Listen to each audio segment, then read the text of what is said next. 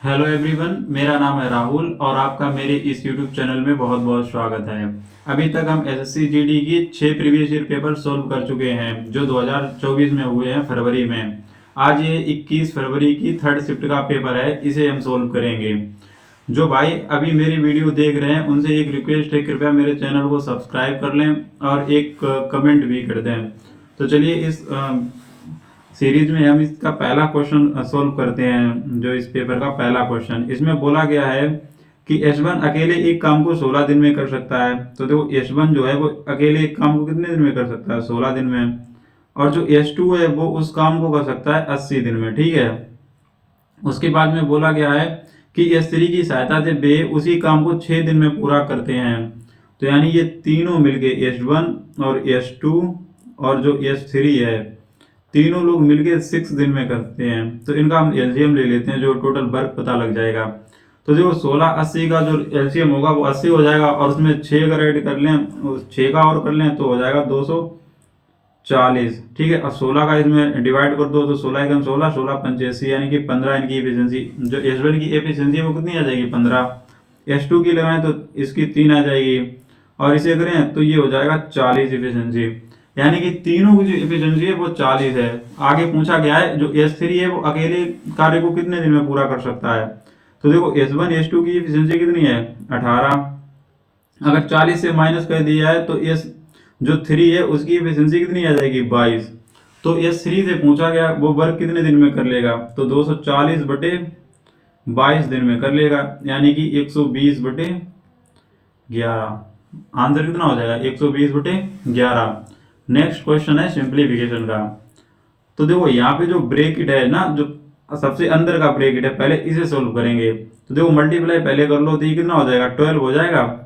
तो ये 12 से अगर 9 जाएंगे यहाँ पे कितना बचेगा? इसकी जो टोटल वैल्यू है यहाँ तक की कितनी हो जाएगी? 3। और इसमें 3 जब ऐड होंगे तो ये 17 बन जाएगा। पूरा अंदर का ब्रैकेट है वो कितना हो गया? 17।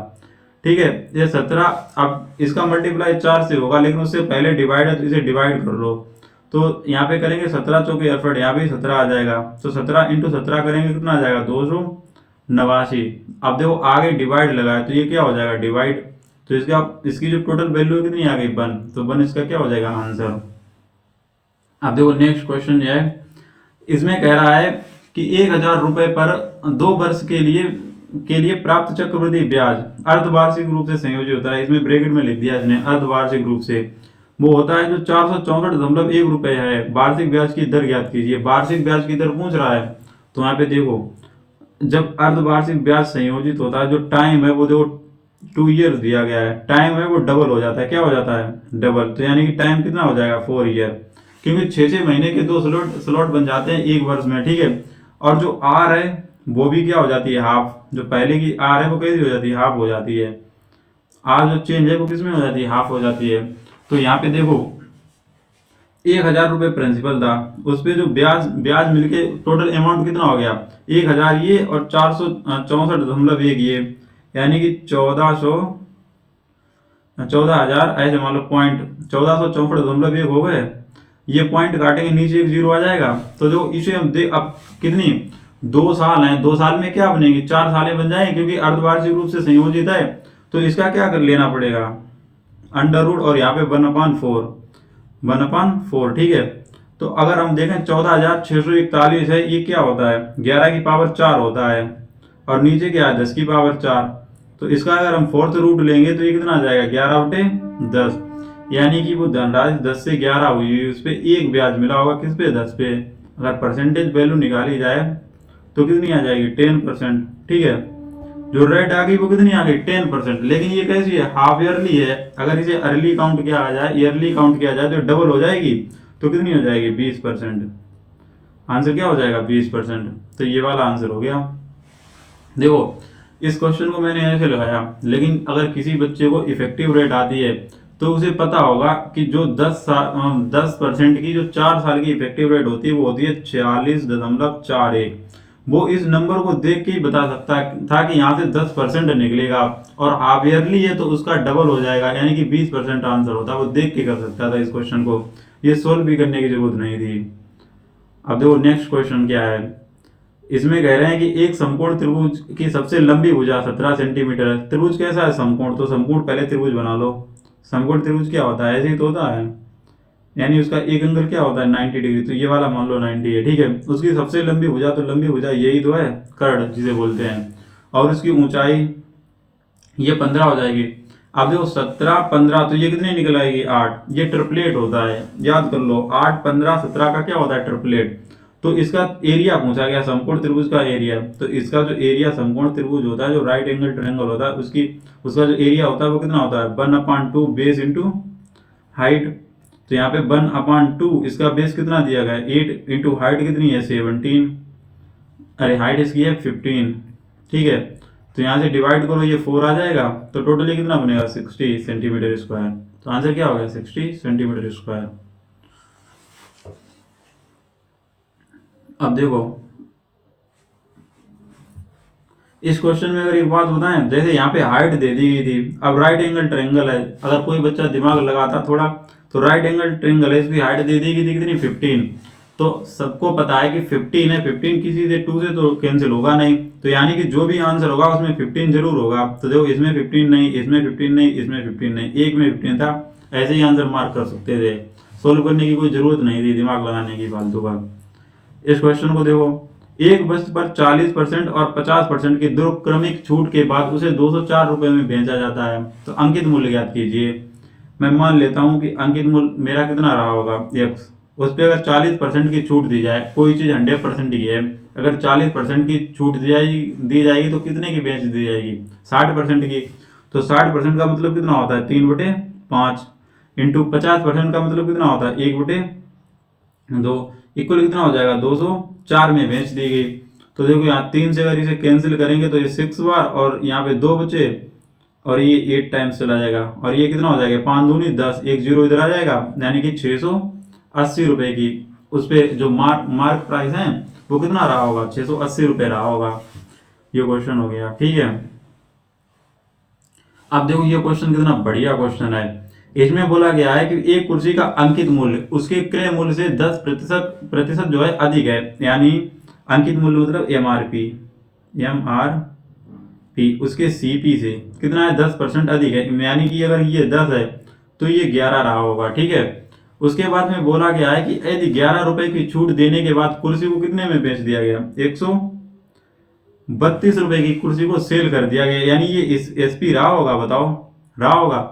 उस पे कितने की छूट दी गई? 11 रुपए की। देखो एक तो तरीका ये है कि इसमें बेसिक से चले जाओ, इस मतलब एमआरपी मान लो 100x, मतलब एक वैल्यू मान लो या x मान लो, बेसिक से चले जाओ तो क्वेश्चन थोड़ा डिफिकल्ट हो जाएगा। लेकिन मैं जैसे करता हूं, तुम एक बार देखो इस क्वेश्चन को मैं कैसे सॉल्व करता हूं और समझने की कोशिश करना। जैसे देखो ये एमआरपी और सीपी का रेशियो हो गया, उसने एसपी इतनी रख दी, मतलब 132 की तो उसने सेल कर दी है। उसमें बोला गया है उसने 11 रुपए की छूट देने के बाद उसे 132 में बेचा है, यानी 132 में बेचा है। अगर वो 11 रुपए की छूट ना देता, 11 रुपए की छूट ना देता तो वो कितने की बेचता? 143 की। यानी कि छूट तो एमआरपी पे दी जाती है, 11 रुपए उसने छूट दी थी, मैंने मान लिया 11 नहीं दी उसने, तो कितने की बेची? 143 की, यानी उसने एमआरपी पे बेच दिया। बोलो एमआरपी पे बेच दिया, तो एमआरपी है कितना? 11, यानी कि जो 11 की वैल्यू है वो कितनी दे रखी है? 143। तो इसे डिवाइड कर लो, 11 एकन 11, इधर देखो 11 एकन 11, यहाँ पे 3 बचे, 11 तिया 33, यानी एक की वैल्यू कितनी आ गई? 13 आ गई। तो यहां से अगर सीपी निकाला जाए तो 10 इंटू 13 यानी 130, सीपी कितना आ जाएगा? 130।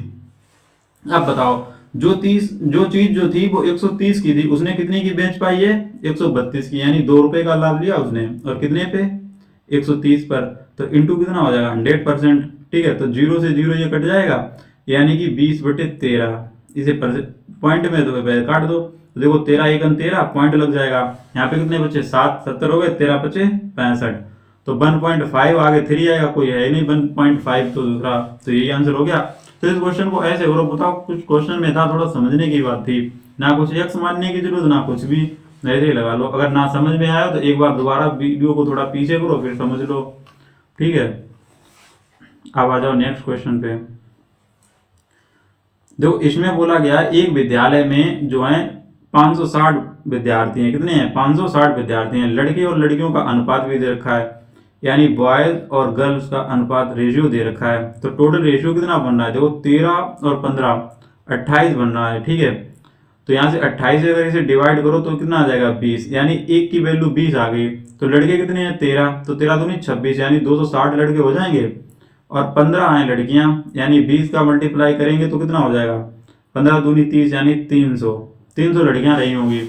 आगे बोला गया है यदि विद्यालय में 40 और लड़के दाखिला लेते हैं या उनका हो जाता है तो लड़के और लड़कियों का नया अनुपात, तो लड़के ही तो 40 आए हैं तो इन्हें ऐड कर दो। तो देखो 300 लड़के हो गए और 300 लड़कियां, तो रेशियो क्या बन जाएगा बताओ? 1:1 नहीं हो जाएगा क्या? आंसर क्या हो गया? 1:1। अब बताओ ये जो क्वेश्चंस आ रहे हैं इनमें बताओ कौन से क्वेश्चन डिफिकल्ट हैं जो ना होने वाले हो, या जो वहां पे अगर बच्चे की अगर अच्छी स्पीड हो 20 या 21 मिनट में करना दे, मतलब मैथ सेक्शन पूरा।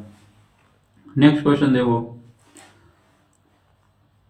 इसमें बोला गया है कि यदि किसी घड़ी का जो वास्तविक मूल्य 500 रुपए है और उसमें पहले 10% की वृद्धि की जाती है फिर 15% की कमी की जाती है, तो घड़ी का अंतिम मूल्य कितना होगा? देखो ऐसे लगाओ, 500 रुपए था उसका अंकित मूल्य, पहले उस पर क्या की गई? 10% की वृद्धि। 10% का मतलब क्या होता है? जो 100 की चीज हो वो 110 की बेच दी गई, यानी कि 10 की चीज 11 में बेची गई। ठीक है, इंटू फिर क्या किया गया? उस पर कमी कर दी गई 15% की, यानी 100 की चीज थी वो 85 की बेची गई, यानी और 15% का मतलब क्या होता है? 15% की अगर वैल्यू देखी जाए तो 3/20 होती है फ्रैक्शन वैल्यू, यानी कि कोई चीज 20 की होगी उस पर 3 छूट दी गई, कम कर दी गई, यानी 17 की बेची गई होगी तो 17/20 हो जाएगा। तो इसका क्या निकाल दो? 17/20। ठीक है, अब देखो 1 0 1 0 और 1 1 0। ठीक है, ये मल्टीप्लाई करो 17 अपना 85 हो जाएगा। कितना हो जाएगा? 85 इंटू 11। अब देखो 11 5 55 और 11 8 88, 88 और 5 93 और बटे में कितना है? 2, तो 2 से डिवाइड कर दो। 4 यहाँ पे 1 बचा 6, यानी 46 दशमलव कोई है एक और जाएगा ना यहाँ पे 7 पॉइंट, तो ये वाला आंसर हो गया कि नहीं? देखो 467.5 करके आ जाएगा आंसर यहाँ पे।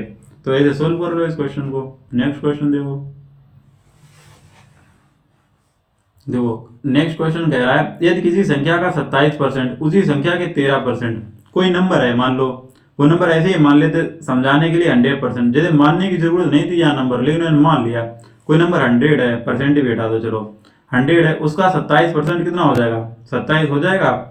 और उसी संख्या के 13%, उसका 13% कितना हो जाएगा? 13 से अधिक है, 56 अधिक है, मतलब जो 27% है वो 13 से कितना अधिक है, यानी इनका डिफरेंस लोगे तो वो कितना आ जाएगा? देखो 14 आ जाएगा, वो उससे कितना अधिक है? 56, तो यानी कि ये 56 की वैल्यू हो गई, 56 की, ये एक हटा दो। तो यहाँ से एक की वैल्यू अगर निकाली जाए तो एक की वैल्यू कितनी आ जाएगी? 4 आ गई। तो संख्या का मान पूछा गया, तो संख्या मैंने कितनी मानी थी? 100 मानी थी, तो 100 की वैल्यू कितनी हो जाएगी? 400। बताओ इन क्वेश्चन में क्या है? ठीक है, बिल्कुल सिंपल क्वेश्चन है भाई, थोड़ी मेहनत करो। जितने भी बच्चे मेरी वीडियो देख रहे हैं, अगर देख रहे हो वीडियो पसंद आ रही है तो प्लीज लाइक कर दो और एक शेयर भी कर दो अपने दोस्तों के पास जिन्हें इन वीडियोज की जरूरत हो। मैं बहुत मेहनत से वीडियोज बनाता हूँ सही में। आप लोगों को बेशक नए नए टीचर या मतलब बहुत पुराने टीचर मिल जाते हैं जो वास्तव में मार्केट में अच्छे टीचर हैं, बट मैं सही बता रहा हूँ, मैं बहुत मेहनत करता हूँ आपके लिए वीडियो बनाने के लिए। अब रात में लगभग 11 बज रहे हैं, मैं तब वीडियो रिकॉर्ड कर रहा हूँ। तो प्लीज़ अगर वीडियोज आप देख रहे हो तो लाइक ज़रूर कर दो, अगर सब्सक्राइब नहीं किया है तो सब्सक्राइब कर लो। ठीक है, नेक्स्ट क्वेश्चन देखो। इस क्वेश्चन में बोला गया है टी यू और बी का औसत भार जो है वो कितना है? 42 है, यानी कि जो टी प्लस यू और प्लस बी है उनका जो औसत भार है 42 है। तो इनका जो टोटल वैल्यू, इनकी जो सम हो जाएगा इनके भार का, तो कितना होगा? 3 से मल्टीप्लाई कर दोगे तो आ जाएगा ये कितना? 126। ठीक है, बोला गया है टी और जो यू है उन दोनों का जो औसत भार है वो कितना है? 40, यानी टोटल सम इनका कितना आ जाएगा? 80। ठीक है, उसके बाद में बोला गया बी और यू और बी और ले लिया जाए उनका कितना है? 36। तो इसमें 2 से मल्टीप्लाई कर दो, ये कितना आ जाएगा बताओ? 72। ठीक है, अब देखो अगर मैं इन दोनों को ऐड कर दूं, इन दोनों दो इक्वेशन को, तो यहाँ पे देखो क्या हो जाएगा, मैं इधर लिख रहा हूं, यहाँ पे हो जाएगा t plus u plus b और प्लस यू, यही तो बनेगा। देखो डबल यू है और टी और बी है, भाई लिख दिया मैंने। इक्वल में देखो इन दोनों इक्वेशन को ऐड किया तो इन्हें भी ऐड कर दो, तो ये कितना हो जाएगा 2 और ये हो जाएगा 152। ठीक है, अब देखो मुझे पता है इन तीनों के जो योग है वो कितना है 126, तो यहाँ पे मैं 126 लिखता हूँ, तो लिख दो यहाँ पे 126 प्लस यू इक्वल कितना है 152।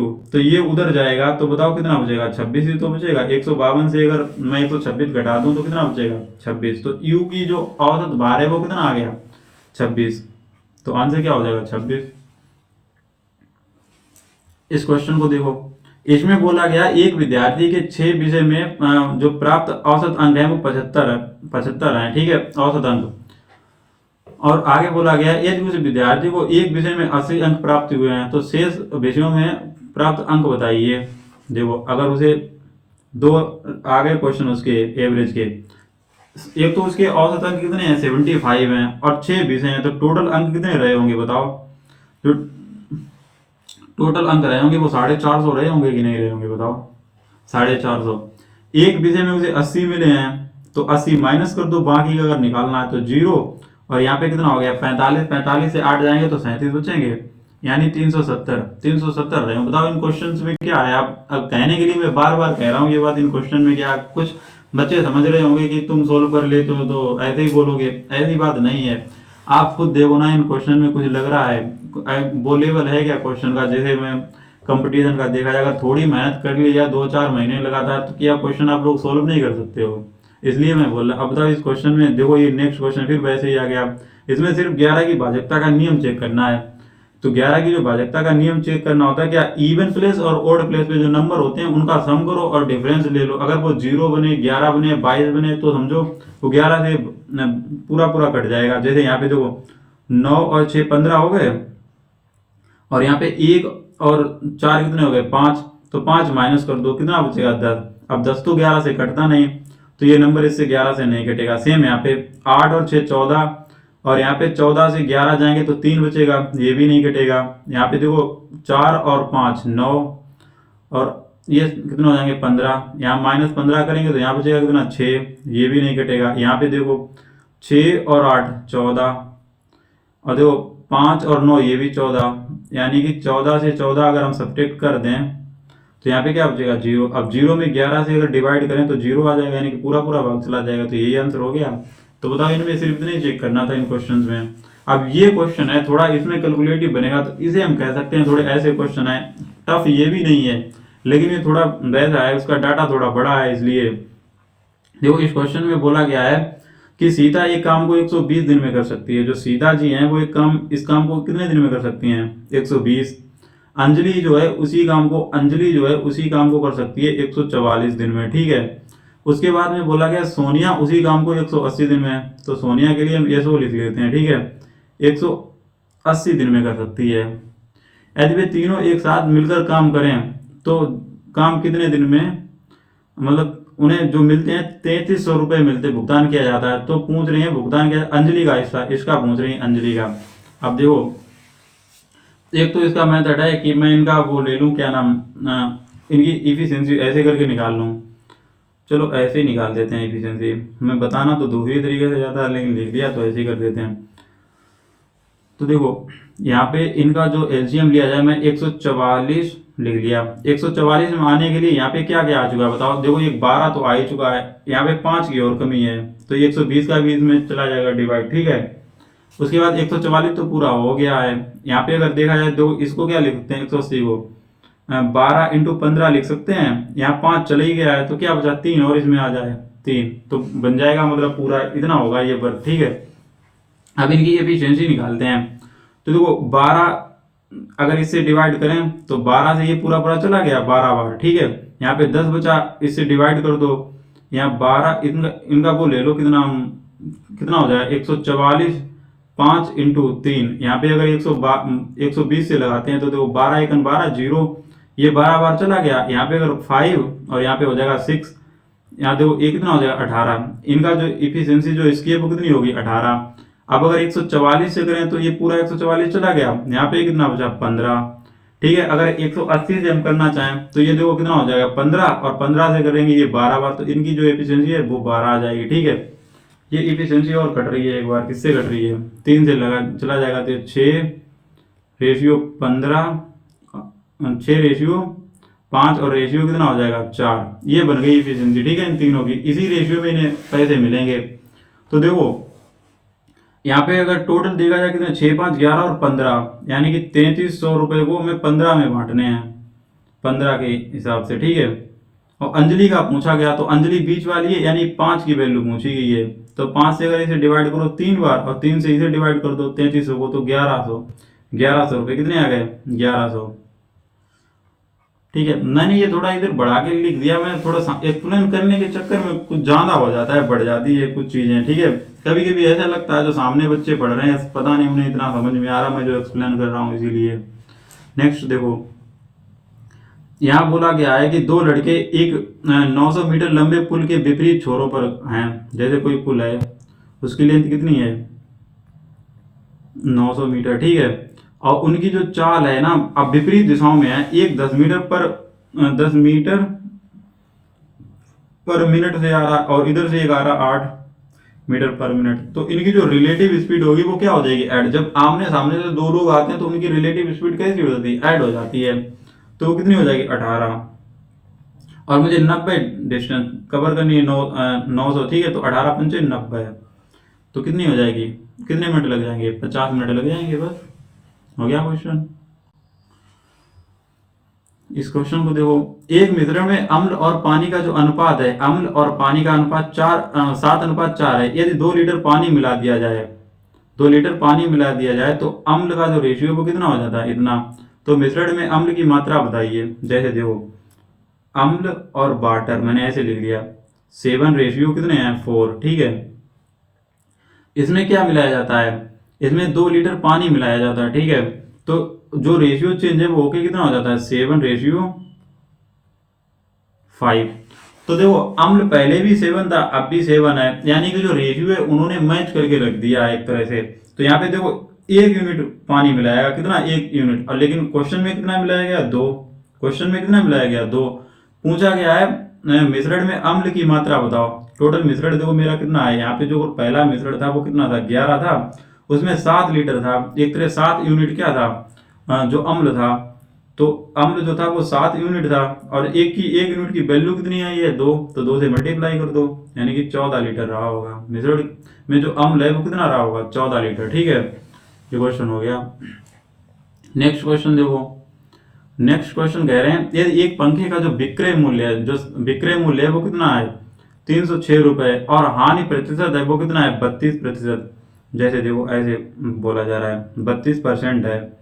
अगर 32% की मैं फ्रैक्शन लिखूं तो वो कितनी आ जाएगी, 4 से काटेंगे 8, नीचे 25, यानी कि 8/25, यानी कि कोई भी चीज 25 की रही होगी तो उसे 8 की लॉस पर, क्योंकि हानि हुई है ना, तो 8 के लॉस पर यानी कि 17 की बेच दी होगी। कितने की 17 की, और क्वेश्चन में कितना बेचा है 306 रुपए की। तो पूछा है पंखे का क्रय मूल्य, यानी 25 की वैल्यू पूछी है 25 की। ठीक है, तो 25 की पूछी है, तो यहाँ देखो 17 एकम 17, तो इधर हो जाएगा 17 एकम 17। तो यहाँ पे कितने बचे हैं बताओ 136, कितने बचे हैं 136, तो 17 8 136, और 25 का इसमें क्या कर दो मल्टीप्लाई। जब 25 का मल्टीप्लाई करोगे तो देखो यहाँ पे अगर करो तो 18×5 90, और 18 दूनी 36, 18 दूनी 36 और 9 45, 450 हो गया इसका आंसर। इस क्वेश्चन में आ जाओ। अब देखो इसका पूछा गया महत्तम समापवर्तक। अब याद रखो महत्तम समापवर्तक और लघुत्तम समापवर्तक। महत्तम समापवर्तक में होता है जो दिया जाए ना, जो भी फैक्टर दिया जाए या जो नंबर दिए जाए उनमें जो सबसे मिनिमम कॉमन होता है उसे हम लेते हैं महत्तम समापवर्तक में, और जो लघुत्तम समापवर्तक होता है उसमें हम हाईएस्ट नंबर को लेते हैं। तो यहाँ से देखो 2 की पावर 3 और यहाँ 2 की पावर 4, तो लीस्ट पावर इसमें है ना 2 की पावर 3, तो 2 की पावर 3 ले लो एक बार में। ठीक है, यहाँ पे 3 की पावर 5 है और यहाँ 3 की पावर 6 है, तो 3 की पावर 5 ले लिया जाएगा, कितना 3 की पावर 5, क्योंकि 3 की पावर 6 है। अगर महत्तम समापवर्तक लघुत्तम समापवर्तक पूछा गया होता तो यहाँ पे ले लेते 3 की पावर 6 और यहाँ पे 2 की पावर 4 बड़ी पावर ले लेते। लेकिन पूछा गया है महत्तम, तो यहाँ पे क्या ले लेंगे, इसे ले लेंगे, ठीक है, हाईएस्ट कॉमन फैक्टर बोलते हैं इसे। अब इस क्वेश्चन में आ जाओ। इस क्वेश्चन में देखो हम देख के बता सकते हैं p माइनस क्यू और ये P square plus Q square equal कितना है, 127 है, ठीक है। तो हमें पी क्यू की वैल्यू हमसे पूछी गई है, तो हम ऐसे करेंगे इस क्वेश्चन को। देखो मान लो p माइनस क्यू, उसका होल स्क्वायर अगर हम लिखना चाहें तो क्या लिखेंगे, P square plus Q square और माइनस के 2pq, यही तो लिखेंगे। तो यहाँ पे इसकी वैल्यू कितनी दे रखी है, p माइनस क्यू की 9, और इसका स्क्वायर करेंगे तो कितना आ जाएगा 81, इक्वल कितना है 127, इसकी वैल्यू 127 है, और माइनस 2pq। अब देखो 2 और p और q इधर ले आएंगे तो 81 से इसे 127 से 81 माइनस करेंगे तो यहाँ पे 6 बचेगा, और 12 में से 8 जाएंगे 4, 2 से डिवाइड कर दो, यहाँ पे कितना आ जाएगा 23। तो p और q है उसकी वैल्यू कितनी आ गई 23। ये क्वेश्चन भी हो गया, ठीक है। नेक्स्ट क्वेश्चन पे आ जाओ। बोल रहा है कि एक निश्चित धनराशि पर 13% की वार्षिक दर से 5 वर्षों में जो साधारण ब्याज है वो इतना हो जाता है, ठीक है। तो धनराशि ज्ञात कीजिए। अब देखो जब सिंपल इंटरेस्ट बोला जाए ना, तो सिंपल इंटरेस्ट में क्या किया करो, जो दर दी जाए और जो टाइम दिया जाए उन्हें मल्टीप्लाई करो, और साधारण ब्याज दिया गया उसके इक्वल कर दो। यानी कि 13% के हिसाब से 5 वर्ष में, क्योंकि साधारण ब्याज जो था पर ईयर इक्वल मिलता है, चाहे कितनी भी ईयर हो जाए वो बढ़ता घटता नहीं, इक्वल ही रहेगा हमेशा, वैसे ही बढ़ेगा। तो 13 इंटू 5 यानी कि 65%, जो मुझे परसेंटेज में अगर देखा जाए इंटरेस्ट कितना मिला होगा 65%, और वैसे कितना मिला है रुपए में 2275। तो अब इसे डिवाइड कर लो। अब पूछे धनराशि पूछेगी 100 की वैल्यू पूछेगी, यानी कि 65 कहाँ पर आ जाएगा नीचे और 100 यहाँ पे आ जाएगा। तो इसे हम 5 से डिवाइड कर लेते हैं, तो यहाँ पे 4, यहाँ पे 2 बचे, 55 25 और 55 25। अब देखो यहाँ पे 13 आ जाएंगे, तो 45 है, 13 3 39, और यहाँ पे बचे कितने हैं 6 बचे ना, और 13 बचे 65, यानी कि 3500। आंसर कितना हो गया 3500। तो देखो 20 के 20 क्वेश्चन जो मैथ के हैं वो तो सॉल्व हो चुके हैं। अब चलते हैं रीजनिंग पर, रीजनिंग को भी जल्दी फिनिश कर देते हैं, ठीक है। मैंने बहुत जल्दी कोशिश की अच्छे से क्वेश्चन समझ में भी आ जाए सभी के, और सॉल्यूशन भी हो जाए। इसमें देखो नेक्स्ट आकृति पूछी गई है, तो इसमें देखो क्या लगा है, इसमें सारे क्या है सर्कल हैं। यहाँ पे एक ये क्या आ गया ट्रेंगल, यहाँ पे डबल, यहाँ पे ट्रिपल, यहाँ पे 4 हो गई ये, तो एक यहाँ पे भी आ जाएगा। यहाँ पे क्या आएंगे ट्रेंगल ट्रेंगल भरे होंगे, यहाँ पे डबल हो गया, एक बीच में ये आ जाएगा, एक ये 2 होने चाहिए। तो देखो यहाँ पे बीच में कोई नहीं है, ये गलत, बीच में नहीं है गलत, ठीक है, ये पूरी भर गई, जबकि यहाँ पे नहीं होना चाहिए था, यहाँ तक होना चाहिए था। देखो यहाँ पे इसमें है, तो ये आंसर हो जाएगा। हटाओ क्वेश्चन को। इसमें देखो पहले किया गया, एक कॉर्नर यहाँ से ऐसे मान लो लाइन कर ली, देखा नहीं पहले छोटे पे जब बचपन में क्या करते थे, एक मेरे पास पेज होता था, उस पेज को मैं ऐसे, देखो मेरे पास पेज रखे हुए ऐसे, देखो मैंने टेढ़ा कर रखा है, तो ऐसे ही क्या किया गया, इस पेज का ये कॉर्नर ना ऐसे मोड़ दिया गया, और इधर से भी ये कैसे मोड़ दिया गया है, ठीक है, और यहाँ पे कट कर दिए गए। अब बताओ ये मुड़ा हुआ कॉर्नर है, अगर कट खोलेंगे तो एक इधर आएगा एक इधर, ऐसे ही देखो इसमें भी एक इधर आएगा और एक इधर, तो 4 बन जाएंगे 4, ठीक है। तो देखो इसमें कितने बनने हैं, इस वाले में 3, तो ये तो गलती हो गया, लेकिन देखो यहाँ से मोड़ा गया, यहाँ पे कट किया गया, तो जब इसे ओपन बैक करेंगे बैक, तो एक यहाँ पे भी तो आएगा ऐसे करके, और इसे बैक करेंगे यहाँ पे आ जाएगा, यानी इस तरह से कुछ बनेगा। जो देखो इसमें बन रहा है इसी में, ये देखो इन वाले ऑप्शन में देखो ये ऊपर चले गए, ऊपर 5 कहाँ से आ जाएंगे, 2 ही कहाँ रहेंगे, 4 बनेंगे ना। जब यहाँ पे 2 कर दिए और बैक लाएंगे तो यहाँ पे 2 इधर बनेंगे और 2 एक इधर बन जाएगा, एक इधर, तो 2 2 हो गए 4 यहाँ पे। तो ये क्वेश्चन भी हो गया, ठीक है। देखो इस क्वेश्चन में मुझे हमेशा लगता है कि बच्चे मतलब कर तो लेते होंगे लेकिन फंसते होंगे, इसे मैं और अच्छे से एक्सप्लेन करने की कोशिश करूंगा। 5वें स्थान पर यानी सबसे लास्ट में, देखो इसमें ये देखना होता है जो लेटर अल्फाबेट के हिसाब से पहले आते हैं उन्हें हम पहले नंबरिंग देते हैं। जैसे यहाँ पे डब्ल्यू है, पहला लेटर डब्ल्यू है, सारे में डब्ल्यू है, तो हम डिसाइड नहीं कर सकते, डब्ल्यू से हटा दो। फिर एच है, तो एच से भी हम नहीं डिसाइड कर सकते, इसे भी हटा दो। फिर आई है, आई से भी हम नहीं डिसाइड कर सकते, यहाँ भी रुके रहो अभी। फिर आगे बढ़ो, देखो आई से, इसमें पी आ गया, पी तो पहले नहीं आता है, एल एल से तो पहले पी नहीं आता है, यानी ये तो आंसर नहीं हो सकता है, ठीक है, वाइल का। यहाँ पे आई है, पी देखो आई आई, और आई आई तो हमने डिसाइड ही नहीं कर पाया, ठीक है। उसके बाद वाले क्या कर रहे हैं, तो P और L से नहीं कर सके, T जो है P से भी बाद में आता है, ये हो सकता है। तो ये P वाला भी गलत हो गया, क्योंकि लास्ट से पूछा जा रहा है ना। उसके बाद में यस, ये भी पहले आ जाता, इससे भी डिसाइड नहीं, इससे भी डिसाइड नहीं, तो क्या बचा, वाइट बचा। वाइट में जो टी है ना, टी चौथे नंबर से डिसाइड हो रहा है ना, तो टी जो है वो सबसे लास्ट में आता है। ऐसा कोई लेटर बाकी नहीं जो टी से बाद में आता हो। तो पांचवें पे पूछा गया ना, तो वाइट हो जाएगा। शायद समझ में आया हो ये क्वेश्चन। कमेंट करना, अगर ना आया हो तो फिर कमेंट करो, फिर कल और अच्छे से एक्सप्लेन करेंगे। अब देखो, आर से बी यानी कि कितने, चार बढ़ गए, यहाँ भी चार बढ़े, यहाँ भी चार, यहाँ पे एच आना चाहिए, एच तो सारे में आ रहा है। अब लास्ट में देखो अलग अलग है लास्ट में, तो हम लास्ट से चेक करेंगे। अब जरूर नहीं इधर ही से करते रहो, लास्ट कर लो ना। लास्ट देखो, यहाँ पे जेड है, यहाँ पे आर है, यहाँ एम है, यहाँ यू है, तो लास्ट करो। तो ई से आई चार बढ़ गए, फिर चार बढ़े, फिर क्यू से एम से क्यू चार बढ़ गए, और क्यू से अगर जाएंगे तो यू पे जाएंगे, लास्ट में क्या आएगा, यू। तो देखो यू इसमें है, तो यही सही हो गया। बीच के लेटर क्यों चेक करो, जब मालूम है लास्ट के जो है वो अलग अलग हैं सारे, तो लास्ट का करो ना सीधे। नेक्स्ट क्वेश्चन पे आ जाओ। नेक्स्ट क्वेश्चन कह रहा है कि पांच व्यक्ति, उनके नाम दिए गए हैं, एक वृत्ताकार मेज के की ओर केंद्र की ओर मुख करके बैठे हैं। तो मैंने पहले तो वृत्ताकार मेज बना ली। जो लड़कों को ऐसा लगता है कि मैं थोड़ी स्पीड में करा रहा हूँ क्वेश्चन, तो वो क्या करें, वीडियो को पॉज कर लें, वरना थोड़ी अपनी स्पीड जो है वो 1x पर ही रखें, ठीक है। क्वेश्चन पढ़ लिया करें वो ठीक से। तो देखो पांच है, तो 1 2 3 4 5 मैंने बैठा दिए। आगे बोला गया है कि जो बेन है, बेन और डेविड के बीच में करोल बैठी है। तो देखो यहाँ पे मैंने पहले करोल को बैठा हो, बेन और डेविड के बीच में बैठी, तो बेन और डेविड ऐसे स्लेज लगा लिया करो, डेविड दोनों को एक साथ बैठा दो। इधर भी देखो, इधर बीच में बैठी है, तो बेन इधर भी हो सकता है और डेविड भी हो सकता है, डेविड, ठीक है। आगे पढ़ो। जो का नाम एमिली है, एमिली जो है क्या लिखा है ये, अमाडा, अमाडा के बाईं ओर बैठी है, अमाडा के बाईं ओर किधर होगा, इधर होगा। और दो ही लोग बैठे बचे हैं, तो एमिली है अमाडा के बाईं ओर, तो अमाडा कहाँ बैठेगी, यहाँ पे। ये कंफर्म हो गया, अमाडा यहीं बैठेगी और एमिनी इधर बैठ जाएगी, क्योंकि बाईं ओर इधर ही बैठ सकती है ना, इधर बैठेगी तो दाईं हो जाएगी। अमाडा और डेविड पड़ोसी नहीं है, यानी कि देखो अमाडा ये बैठी और डेविड पड़ोसी नहीं है, तो यहाँ कौन बैठा होगा, बेन। तो अब डेविड को काट दो, यहाँ से बेन को काट दो, ये हो गया उनका सिटिंग अरेंजमेंट। पूछा है जो अमाडा है कि ठीक दाईं ओर कौन बैठा है, दाया इधर होता है, तो बेन बैठी है, कौन बैठी है, बेन। तो ये आंसर हो गया। इस क्वेश्चन में आ जाओ।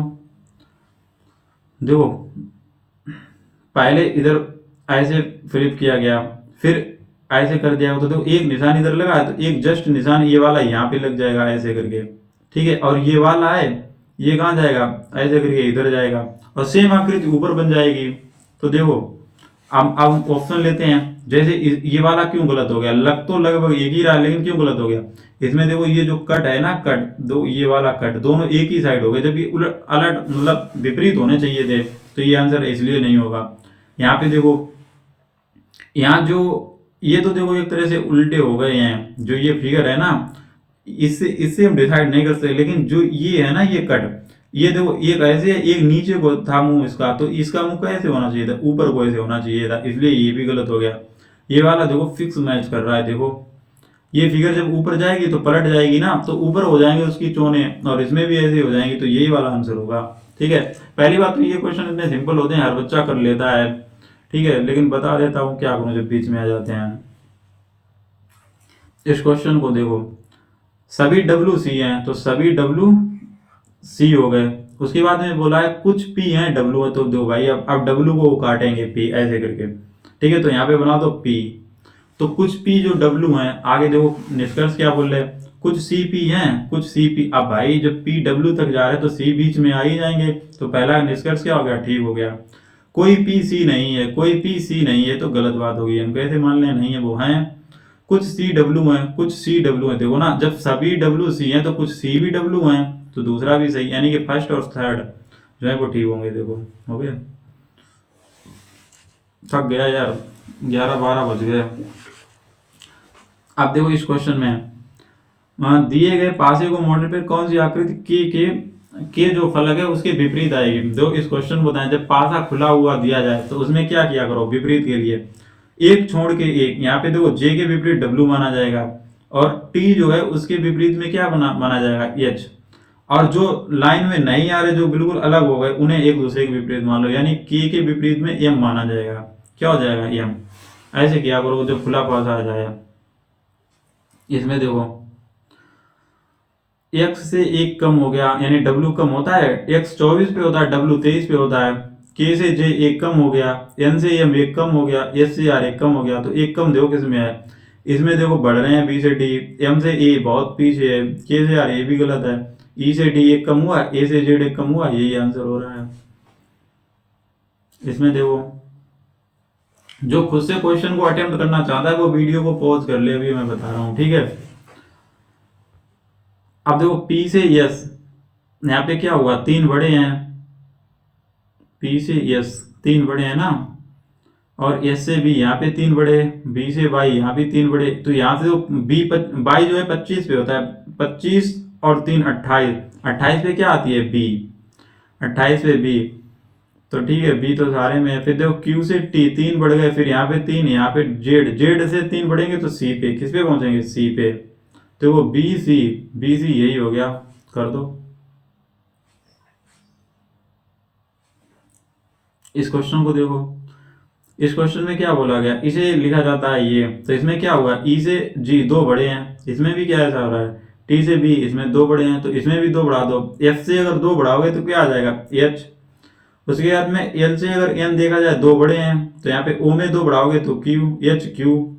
उसके बाद में देखो ई में फिर दो बड़े हैं, तो इसमें आर में भी दो बढ़ा दो, T, H Q T, H Q T, इसमें भी आ रहा है। तो देखो फिर बी में भी क्या है, दो बड़े हैं, तो इसमें ये टी जो आ रहा है इसमें भी दो बढ़ा दो, तो यहाँ पे क्या आ जाएगा, बी। तो इसमें बी है, इसमें यू है, ये गलत हो गया, ये तो गलत हो ही गए थे पहले ही। तो ये वाला एच क्यू टी था ना, यहाँ पे टी क्यू कर दिया उल्टा, इसलिए गलत हो गया। तो ये आंसर बनेगा पहला। अब देखो कलाकार जो है वो क्या है, उस कैनवास का यूज करता है, मूर्तिकार किसका यूज करता है, पत्थर का। मूर्ति बनाने के लिए किसका यूज करता है, पत्थर का। तो ये इस पे था क्वेश्चन। 84, 8300, 8300, 8200, यानी कुछ ना कुछ कम हो रहा है। कितना कम हो रहा है आप देख लेते हैं, यानी 63, यानी 13 से 4 जाएगा, कितना बचेगा, 9। यहाँ पे 9, और यहाँ पे एक इसने दे दिया था कैरी, यहाँ पे बचे 15, 15 से 8 जाएंगे कितना, 15, 15 से 8 जाएंगे 7, 79। इधर देख लो, यहाँ बचा 14 हो गया, 14 से 5 जाएंगे 9। ऐसे मान लो यहाँ पे भी 9 कम करने पड़ेंगे, मतलब यहाँ से,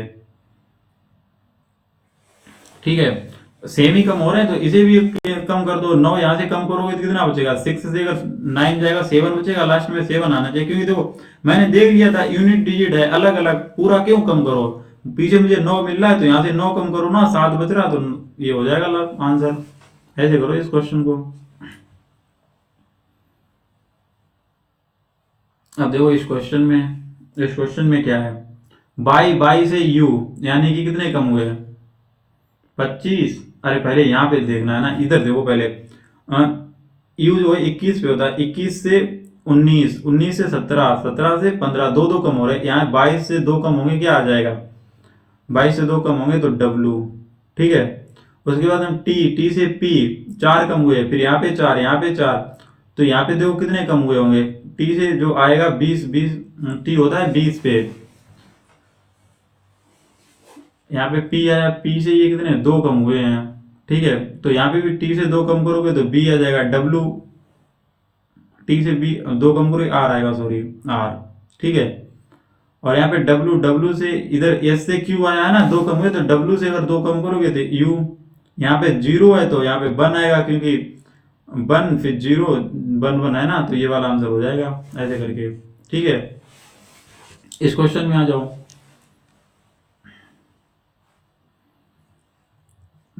इसके चिन्ह बदलने हैं। तो देखो मैं पहले वाला भी कर देता हूँ, दोनों करके दिखा देता हूँ। तो 10 - 3 प्लस की जगह हमें इक्वल रखना है, 2 × 12 और डिवाइड में 6, और यहाँ पे क्या हो जाएगा +6, इक्वल आ जाना चाहिए। तो यहाँ पे देखो 7 है तो इधर भी 7 होना चाहिए, तो इसे डिवाइड करेंगे, ये 4 हो जाएगा, 4 दूनी 8, 8 से 14, ये कैसा हो गया, नॉट इक्वल। अब इस वाले को बोल लो, सेकंड वाले को, यहाँ पे क्रॉस है उधर उसे प्लस कर दो, तो देखो 10 माइनस के 3 और यहाँ पे प्लस की जगह क्या हो जाएगा क्रॉस 3 और यहाँ पे हो जाएगा प्लस 12 डिवाइड 6 इक्वल 6 आ जाना चाहिए। तो देखो 6 से अगर डिवाइड करें 2 टाइम्स हो जाएगा, ये कितना हो जाएगा 3 दुर्गा 9, या कितना आ जाएगा 3 दुर्गा, कुछ गड़बड़ कर दिया क्या मैंने, कुछ गलत लिख दिया यहाँ पे थोड़ा, 3 माइनस यहाँ पे 2 था, कितना था 2। तो देखो यहाँ पे 2 बन गया, यहाँ 3 दूनी 6 और 10 से जाएगा तो 4 और प्लस ये 2 पीछे ले गया तो 6 हो गया। तो 6 इक्वल 6 यानी ये आंसर हो गया। ऐसे करेंगे। अब इसमें देखो, इसमें एक ट्रेंगल एक एक यहाँ पे तो ट्रेंगल आएगा कन्फर्म है, ठीक है, वो डार्क भी होगा। फिर इसमें एक सर्कल हो गया, फिर सर्कल सर्कल यहाँ पे क्या होगा सर्कल, फिर उसके बाद में देखो यहाँ पे ट्रेंगल आ चुका, ट्रेंगल होगा, फिर सर्कल, फिर इसके बाद में एक आकृति बढ़ गई, यहाँ पे क्या होगा ट्रेंगल, यानी 2 सर्कल एक ट्रेंगल दोनों एक दूसरे के बीच में, ऊपर उनका वो होगा, नहीं चेंज भी हो रहे हैं, ठीक है। ये है देखो तीनों के ऊपरी हैं, ठीक है, ये वाला हो गया। अब इस क्वेश्चन में आ जाओ, ये क्वेश्चन बहुत बेहतरीन क्वेश्चन होता है, कॉमन लेना पड़ता है इसमें। देखो एक कूट भाषा में होस्ट को इतना लिखा जाता है, काइंडो को इतना लिखा जाता है, और उसके बाद नोज को इतना लिखा जाता है, डब्लू का पूछ रहा है डब्लू। तो देखो एक तो काम है अपनी रफ कॉपी में जो सामने दिया गया है उसे सबको उतार लो, फिर उसमें से कॉमन छांट लो, लेकिन मैं बताऊं ऐसे किया करो। देखो डब्लू पूछा गया, तुम देख लो डब्लू कहाँ कहाँ कॉमन है, डब्लू इसमें है और किसी में डब्लू है नहीं है, तो देखो डब्लू इसमें है, इसी से मिलेगा, इसी लेटर से कोई ना कोई एक दिया गया होगा आंसर में, तो हम कैसे पता करेंगे। यहाँ देखो एन है, यहाँ भी एन है, ऐसे दिमाग लगाओ, एन यहाँ भी है एन यहाँ भी है, इसमें तो जो कॉमन हो उसे काट दो, जैसे 3 यहाँ पे है और 3 यहाँ पे, ये कुछ ना कुछ कॉमन जरूर मिलेगा। जैसे ओ यहाँ पे है और ओ यहाँ पे है, तो इन दोनों में और देखो क्या कॉमन है, तो जैसे यहाँ पे देखो 4 है और यहाँ पे क्या है 4, ये भी नहीं हो सकता फिर आंसर। फिर और देखो यहाँ पे के है और यहाँ पे क्या है के, तो और एक चीज कॉमन होगी यहाँ पे, जैसे 5 यहाँ पे है और 5 यहाँ पे भी है, ठीक है। उसके बाद में देखो यहाँ पे डब्ल्यू बचा, एस बचा, तो एस देखो इसमें आ रहा, तो एस यहाँ से काटो और एस यहाँ से काटो। अब देखो इनमें और इनमें भी एक चीज कॉमन होगी, जैसे क्या कॉमन है मैं बताऊं तो 7, 7 इधर भी है 7 इधर भी है, तो यहाँ देखो क्या बचा 6 बचा, तो 6 ही आंसर होगा, हो गया, क्योंकि यहाँ पे डब्ल्यू बचा यहाँ 6 बचा, ऐसे छांट लो ये क्वेश्चन, ठीक है। अगर कॉपी से, अगर उसे स्क्रीन से कॉपी पे उतारोगे, वहां जो रफ कॉपी मिलेगी तो टाइम लग जाएगा, ऐसे थोड़ा देख लो, फिर प्रैक्टिस करो ना, जैसे तुम्हें बेहतर लगे वैसे करने की कोशिश करो, मैंने तुम्हें बता दिया कैसे होगा। अब इसमें देखो प्रश्न, इसमें क्या है साइन चेंज करने हैं, जहाँ पे प्लस है वहां डिवाइड कर दो, तो यहाँ डिवाइड की जगह प्लस, यहाँ डिवाइड कर दो, ठीक है। तो देखो यहाँ पे 12 को डिवाइड में लाएंगे तो यहाँ पे 12 आ जाएगा, ये 4 दूनी 8 और 4 तीनों 12, 3 से काटेंगे ये 9, 9 को तो 3 बार कट जाएगा, ठीक है। ये 15 और 3 18 हो जाएगा, 18, ठीक है 15, और ये कितना हो गया 3, क्या गड़बड़ हो गया कुछ, रुको फिर यार उसमें ऊपर चल गया, जाना देख लें, एक मिनट एक मिनट एक मिनट, मुझे लगता है कहीं पे गड़बड़ हो गया है, वो दिख भी नहीं रहा था ठीक, मेरे ये ज्यादा कर दिया,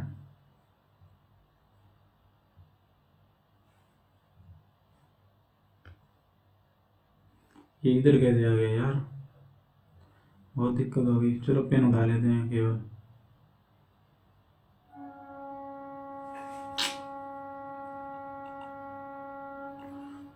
एक मिनट रुक जाओ, हाँ ये रहा क्वेश्चन, स्लाइडर उधर चला गया, पता नहीं कैसे ऊपर जाएगा। अब इधर देखो, प्लस को डिवाइड से चेंज करना है और डिवाइड को प्लस से, तो ये कितना हो जाएगा 15 और प्लस हो जाएगा 9 इंटू 8, और यहाँ पे डिवाइड कितना हो जाएगा 12 माइनस 4। अब ये देखो डिवाइड है, 12 कहाँ पे आ जाएगा, यहाँ पे डिवाइड में आ जाएगा, 4 दूनी 8 और 4 तीनों 12, यहाँ 3 से काटोगे 9 हो जाएगा, 3 बार चला जाएगा, और ये कितना हो गया 6, 15 और 6 कितना हो जाएगा 21, 21 माइनस 4 यानी कि 17, ये होता, थोड़ा वहां पे गलत कर दिया, तो ये वाला हो गया, पहले ठीक हो गया, ठीक है। अब इसको देख लो, यहाँ पे कितना है 1 से 16, 15 बढ़ गए, यहाँ भी 15 बढ़ गए, यहाँ भी 15 बढ़ गए, यहाँ भी 15 बढ़ गए, इसमें भी 15 ऐड कर दो, तो 6 7 76 हो जाएगा, ये आंसर हो गया। लास्ट क्वेश्चन है, ये भी खत्म कर दो यार। तो इसमें बोला गया 7 मित्र हैं ए बी सी डी एक वृत्ताकार मेज के चारों केंद्र की ओर मुख करके बैठे हैं, कितने मित्र हैं 7, देखो अगर किसी को ऐसा लगता है मैं स्लो कर रहा हूँ मुझे पता है आधे बच्चों को तो लगता होगा बहुत स्लो पढ़ा रहे, आधे को लगता होगा बहुत तेज पढ़ा रहे। जिन्हें ये लगता है स्लो पढ़ा रहे वो अपनी 2x की स्पीड कर लें या 1.5 कर लें। जिन्हें ऐसा लगता है कि फास्ट पढ़ा रहे वो वीडियो को पॉज कर लें। सोल्यूशन दोनों के पास है। ठीक है, तो 7 लोग हैं, बिठा दो। 4 5 6 7 बैठ गए। ठीक है, डी जो है जी के ठीक दाईं ओर बैठा है, यानी डी जो है जी के ठीक दाईं ओर, मान लो जी यहाँ पे बैठा है और उसके ठीक दाईं ओर बैठेगा। दाईं ओर किधर बैठेगा, इधर डी दाईं ओर बैठ गया। उसके बाद है बोला सी और ई, जो सी और ई के बीच में ए बैठा है। अब मुझे नहीं पता कहाँ, थोड़ा आगे पढ़ लो। बी जो है एफ के ठीक बाईं ओर बैठा है। अभी मुझे इनकी कोई पोजीशन नहीं पता तो आगे पढ़ो। आगे बोला है सी और जी जो है सी का पड़ोसी नहीं है। जी जो है सी इधर नहीं बैठ सकता यहाँ पे, ये याद रखो। आगे बोला गया ई जो है डी के आसन बैठा है। ई जो है डी के आसन, यानी कि ई यहाँ पे बैठ जाएगा। आसन मतलब उसके पास में बैठा है। तो देखो ई और किसी में एक संबंध दिया गया था। यहाँ पे देखो सी और ई के बीच में कौन, तो ई यहाँ पे बैठेगा बीच में, तो सी कहाँ बैठेगा, यहाँ पे। ठीक है, आगे देखो उसने यहाँ पे बोला था बी एफ के ठीक बाईं ओर बैठा है। बाईं ओर मतलब इधर, तो एफ यहाँ बैठेगा तो बी कहाँ बैठ जाएगा। बी जो एफ की बाईं ओर इधर ही तो बैठ सकता है। अगर एफ को इधर बैठा दोगे बी इधर बैठना पड़ेगा, इधर दाईं ओर हो जाएगा। तो ये पोजीशन गलत है। जो क्वेश्चन में क्या पूछा गया, एफ के ठीक दाईं ओर कौन बैठा है। एफ के ठीक दाईं ओर जी बैठा है। कौन बैठा है, जी। तो आंसर क्या हो गया, जी। लग गए सारे क्वेश्चन। तो देखो अगर यहाँ तक वीडियो देख लिए तो सब्सक्राइब जरूर कर लो। बार बार मुझे वही कहना पड़ रहा है क्योंकि भाई चैनल की ज़्यादा रीच है नहीं और मैं बहुत अच्छे से पढ़ाने की कोशिश कर रहा हूँ। जितने मेरे सब्सक्राइबर बढ़ेंगे मुझे उतना ही मोटिवेशन मिलेगा। मैं और अच्छी वीडियो लाने की कोशिश करूँगा। ठीक है, तो चलिए धन्यवाद।